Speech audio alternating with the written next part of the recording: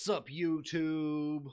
Robert the Monster Among Marks Drapp here. I feel really bad because I actually already did this show at about 30 minutes ago.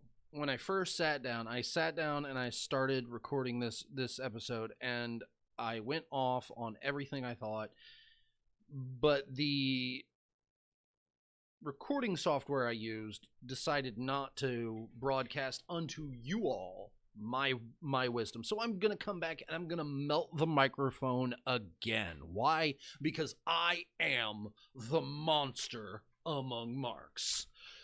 Today's episode was tentatively titled "Talent Coming Back or Leaving."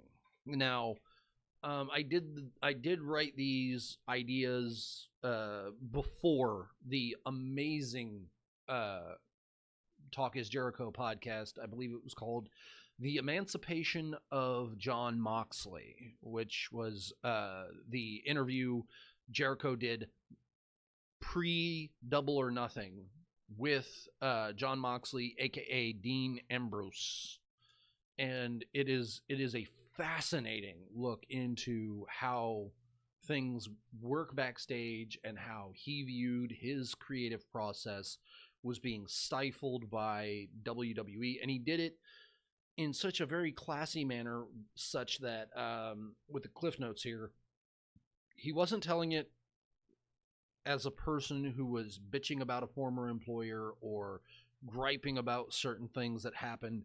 He just told the facts, and unfortunately the facts speaking for themselves made sure to kind of put it out as this is a really shitty process that nobody should have to go through, but I had to go through it. So speaking of somebody who just to jump into our topic here, somebody who already said stuff like this, and it wasn't the emancipation of Jon Moxley wasn't as incendiary or as accusatory as the Colt Cabana and CM Punk podcast, but CM Punk, the question being, should he come back at all? And personally, with yours truly sitting behind the microphone, I don't think so. I'm gonna say it. I'm gonna say CM Punk should never, in any capacity, any promotion, ever get back into the squared circle as a wrestler. There's so very little that either A, he has to prove, or B, he would want to do, that I feel that there's no reason for him to come back. And I also don't think he should be in the octagon right now, but that's me seeing his past performance, and I personally say, yes, he's trained for a few years, and yes, he absolutely has tried to improve each and every time that he's been in the squared circle. But Dana White is very much like Vince, where he sees the name and the money to be made off of that name, and he will absolutely milk it for every dime it's got, completely failing to realize whether or not it's a good name or a bad name. And I think Punk should just retire, go do Comic Con signings, go do autograph sessions, and absolutely just stand there, take pictures, and make money off that. I mean, he doesn't have to do anything else. He's a millionaire, and if he never worked another match in his life, I would stand up and say, yeah, that was fine. That was good. We all loved CM Punk. I mean, he is the absolute poster child for hating WWE's way of life. Now, speaking of somebody who also hated WWE's way of life, Pac, aka Adrian Neville. Personally, I think he should never come back to WWE. Like, never. And the reason being is that his style, his way of doing things, and I loved him as the king of the cruiserweights. I loved his matches in 205 Live. I loved him as the man that gravity forgot, and all the things that he's ever done has been amazing in the WWE. But it doesn't work with WWE. You know, I feel like maybe even AEW might not work for him, but we'll see. I mean, I completely salute and understand the fact that he views kayfabe as something to very much hold in full and real and make sure that it stays pure, which is why he had the creative disagreement with AEW and decided not to wrestle at Double or Nothing. And we got Hangman Page, who's going to face Chris Jericho for the AEW Championship, which looks phenomenal. I can't wait to buy a replica and strap it over my shoulder, not because, I mean, because they deserve some support. They absolutely do. As an alternative to WWE, absolutely. Now, one person who I think absolutely shouldn't stay away, absolutely should come back in the very near future, is the Perfect 10, Ty Dillinger. Now, I feel like he's the next Drew McIntyre, where he came into WWE, Hunter like Ty, Vince like Drew. They got pushed to the moon in the respective areas where they could, and then they kind of fell off the map and didn't do anything. They went outside the WWE. Drew McIntyre rebuilt himself, made himself a big star, got Vince's attention, came back, and while he hasn't been pushed quite to the extent I feel like he should be, I think it's in the cards. Like, Vince wants to do this, he just isn't. He's too mercurial to stick to it. And with Ty Dillinger was grabbed a hold by Triple H, and Trips loved Ty Dillinger and the Perfect 10 gimmick, and pushed him to the moon. I believe he was NXT champion for a while, and then he moved to the main roster. It didn't go anywhere. Flop. Foosh. Gone. And now he's in the rebuilding himself as Shawn Spears perfection.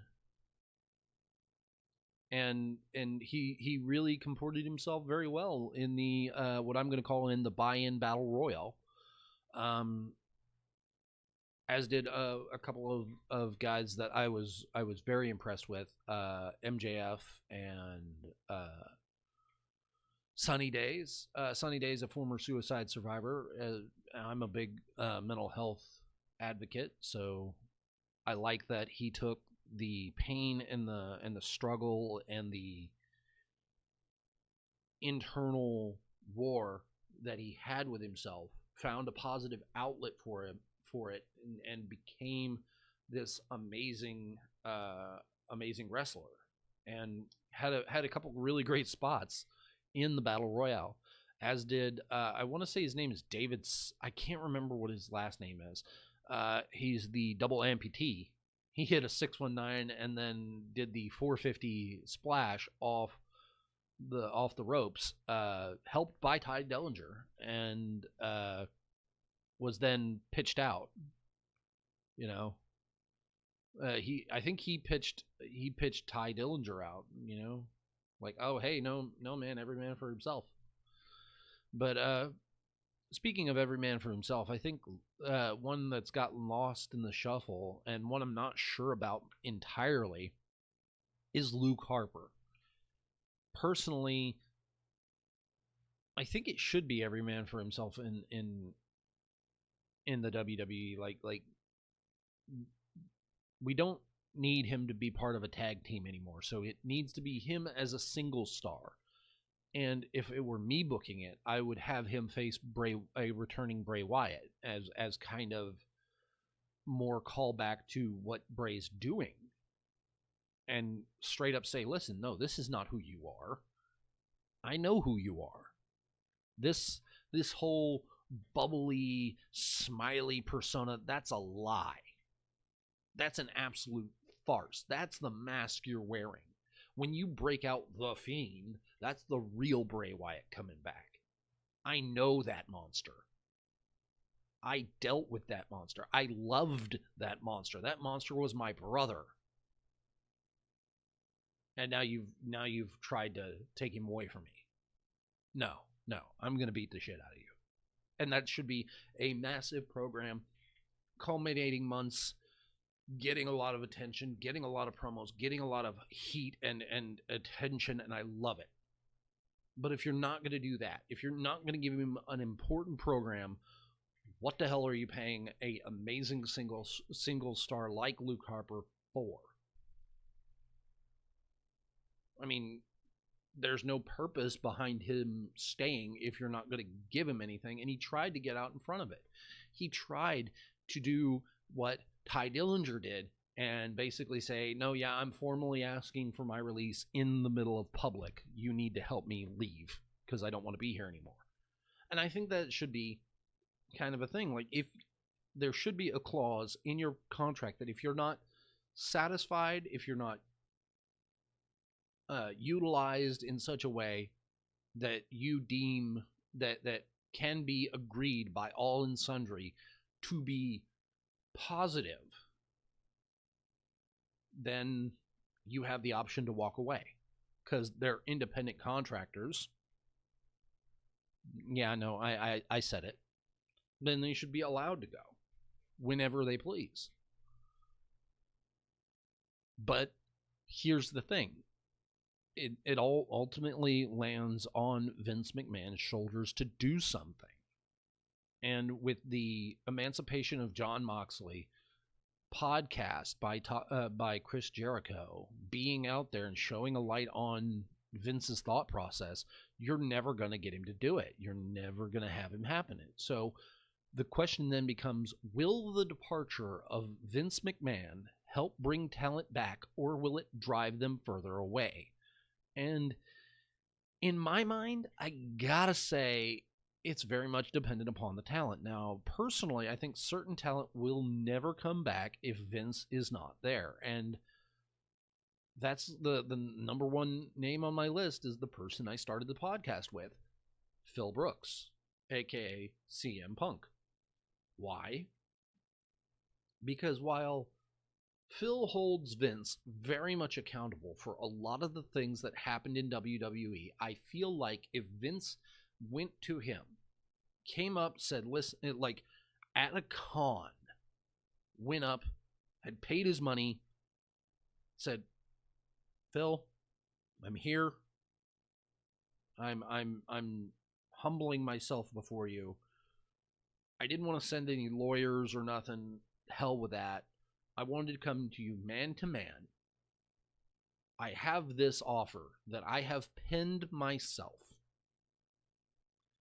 I have it in legal writing, signed not only by myself, but also by Paul, aka Triple H.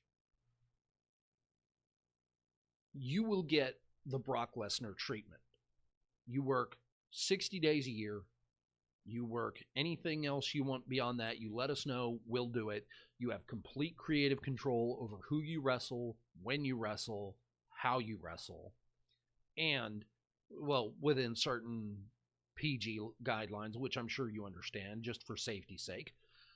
And we would only request you write and work one match specifically. We're going to give you the greatest gift a wrestler could get. You will work the main event in writing right here of WrestleMania 36. You will face The Undertaker in his very last match, and you will win. He won't say, and you will win, but it's going to be in the paperwork, and he'll read it, and he'll get there, and you get to face The Undertaker in his very last match, WrestleMania 36, a retirement match. All you have to do is sign on the line. I feel like that would get him to come back, like royalties, video game cover, push to the moon, a title program maybe where that's why he's in there, and the Undertaker comes back and he's like, "Listen, I got one more ride left in me. I want that title. You're the current champion. That's what I want." And I feel like that would get him to at least stick around for a year. But barring that, I think that there's some talent that will never come back if Vince isn't at the helm, and likewise, there are certain talent that will only come back once Vince is gone. So it's very much dependent upon what happens post XFL in 2020, which my dad actually bought one of the footballs for the original XFL, and I don't know if he still has it, but I hope he still does. And personally, I like it. I'm a big fan. I can't wait. It's going to be great. But let me know what you guys think in the comment section down below. Also hit that like button, subscribe, hit the bell for the notifications, because I do this every couple days. There are some links in the description down below I would like you guys to check out if you get a minute. And I will see you all next time.